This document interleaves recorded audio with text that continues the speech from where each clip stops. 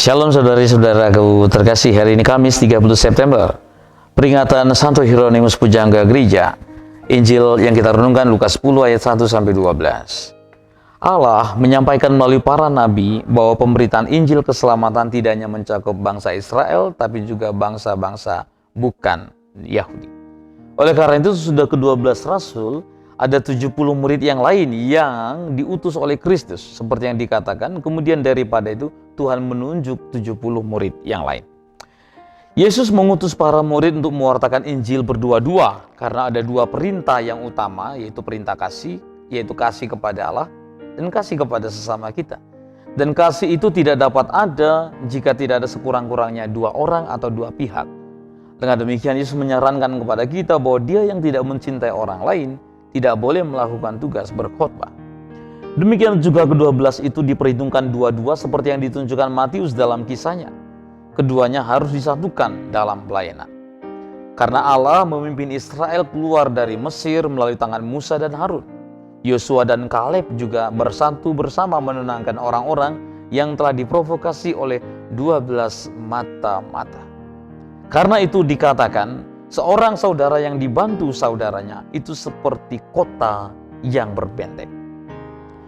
Tuhan didahului para muridnya, artinya Yesus didahului para pengkhotbahnya. Karena khotbah memang harus didahulukan terlebih dahulu, dan kemudian Tuhan baru masuk ke dalam tabernakel hati kita. Itu yang terjadi dalam Ekaristi, liturgi sabda, lalu liturgi Ekaristi.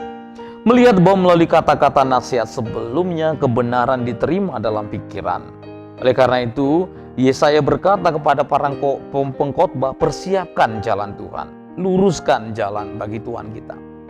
Tuhan para saudara telah mengangkat murid-murid demi banyak orang yang dikehendakinya. Karena seperti ladang butuh banyak mesin penuai, demikian juga kumpulan orang-orang percaya yang tak terhitung banyaknya butuh banyak guru. Sehingga dikatakan selanjutnya panenan benar-benar besar. Tetapi bagaimana dia memberi nama panenan untuk suatu pekerjaan yang baru saja dimulai? Bajak belum ditaruh, alur belum diputar, Yesus kok sudah bicara tentang panen? Mungkin karena murid-muridnya bimbang dan berkata, bagaimana mungkin kita kawanan yang kecil ini bisa mempertobatkan seluruh dunia? Bagaimana mungkin orang bodoh dapat mempertobatkan orang pintar? Agar mereka tidak terganggu kemudian oleh pikiran seperti itu, Yesus menyebut ini sebagai proyek Injil panenan. Seolah-olah Yesus berkata, semuanya sudah siap. Aku mengutus engkau ke suatu kumpulan tanaman yang siap panen. Kamu bisa menabur dan menuai pada saat yang sama. Ketika petani itu pergi memanen dengan bersukacita, para murid pun harus pergi ke dunia dengan sukacita pula. Karena itu adalah panenan yang benar, yang menunjukkan semua ladang yang dipersiapkan bagi mereka. Tetapi kenyataannya bahwa pekerja itu sedikit. Karena meskipun ada yang ingin mendengar hal-hal yang baik, tapi siapa yang harus menyampaikan hal-hal yang baik ini? Lihatlah, dunia sekarang ini penuh dengan imam, tapi jarang ditemukan pekerja dalam tuayan Allah. Karena apa? Karena setiap orang yang dibaptis, dia memiliki tugas imamat, tetapi kita seringkali tidak melakukannya. Sekarang panen besarnya ialah mereka yang percaya ini. Sedikit pekerja ialah para rasul dan pengikut mereka yang diutus untuk panenan ini. Karena para saudara, ladang yang luas butuh banyak penuai. Demikian juga banyak yang orang percaya kepada Kristus butuh guru. Oleh karena itu dia menambahkan, berdoalah kepada Tuhan yang mempunyai panenan, supaya dia mengirimkan pekerja ke panenannya. Ketika Yesus berkata itu, sesungguhnya yang dia maksud bahwa dia sendirilah yang melakukannya. Dialah Tuhan atas panen, dan dengan Dia dan bersama-sama dengan Dia Allah Bapa akan melakukan segalanya.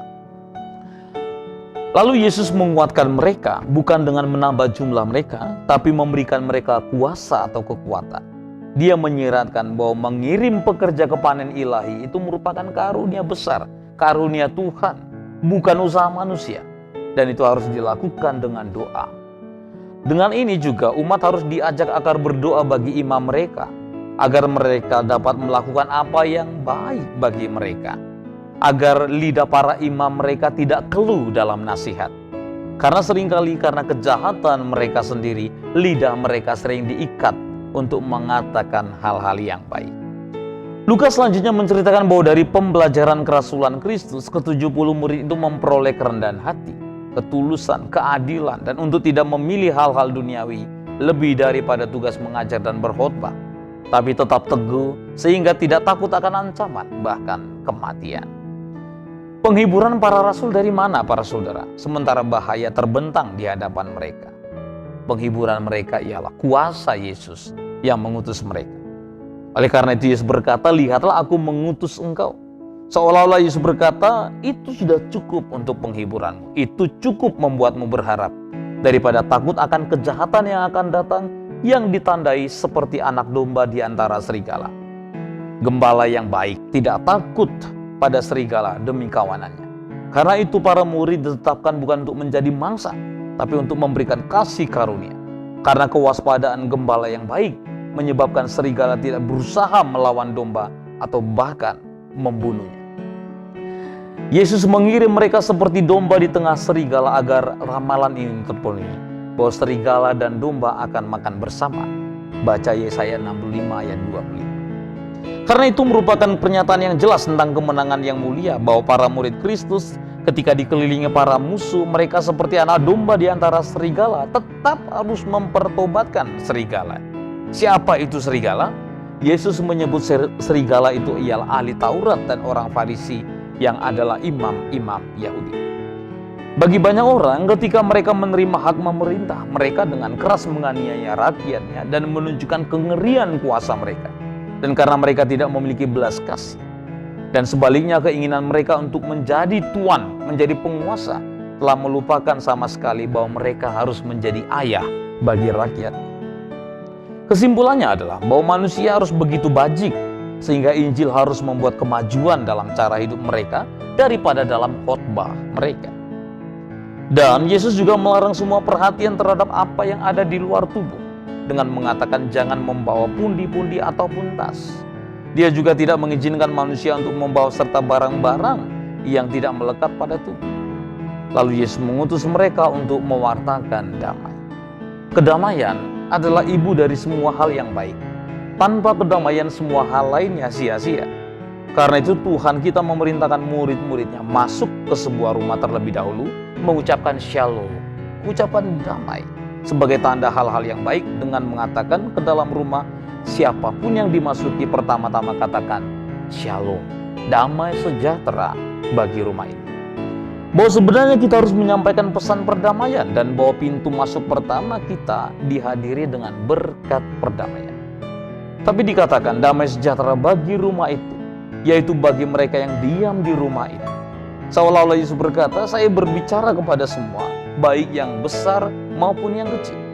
Namun salam Anda tidak harus ditujukan kepada mereka yang tidak layak untuk itu. Oleh karena itu ditambahkan, jika putra damai ada di sana, kedamaianmu akan tinggal di situ. Seolah-olah Yesus berkata, Anda memang mengucapkan kata damai, tapi berkat perdamaian akan diterapkan dimanapun saya akan menganggap orang itu layak untuk menerimanya. Tapi jika ada orang yang tidak layak, kamu tidak diolok-olok. Kasih karunia firman-Mu takkan hilang, tapi dikembalikan kepadamu. Dan inilah yang ditambahkan. Tetapi jika tidak, itu akan kembali kepadamu. Karena kedamaian yang ditawarkan mulut sang pengkhotbah akan beristirahat di dalam rumah. Mari para saudara, seperti para rasul, kita berjuang terus untuk menjadi pembawa shalom dimanapun kita berada. Tuhan memberkati.